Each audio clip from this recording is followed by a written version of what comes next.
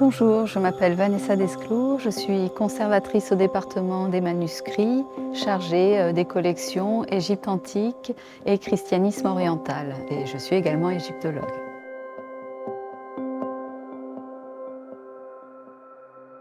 Pourquoi a-t-on l'habitude de parler d'Égypte et d'égyptologie comme des passions françaises?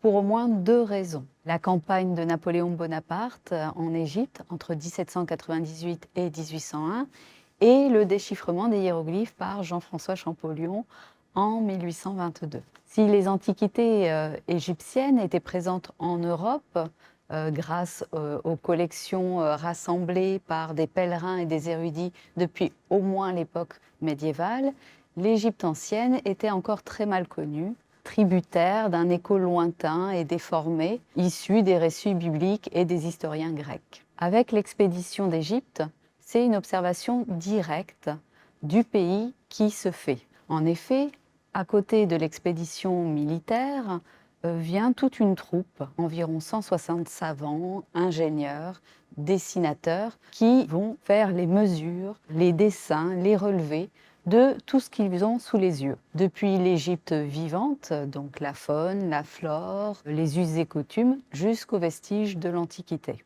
Toutes ces découvertes sont rendues disponibles assez rapidement grâce à des publications dans des périodiques, comme la Décade égyptienne, et au retour des savants, à partir de 1809-1810, la monumentale publication connue sous le nom de La Description de l'Égypte, avec une illustration abondante de planches magnifiques et colorées. Grâce à cela, une documentation très nombreuse, précise, est désormais à disposition de l'Europe entière et vient renouveler la perception que l'on a de l'Égypte.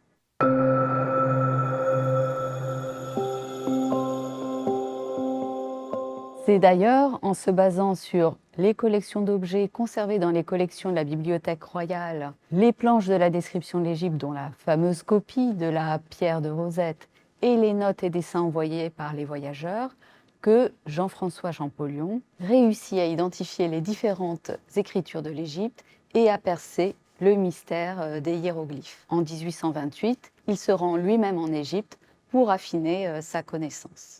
En 1831, il fonde la chaire d'archéologie au Collège de France et inscrit officiellement l'égyptologie, la science de l'Égypte, comme une discipline que l'on peut désormais enseigner et transmettre après lui.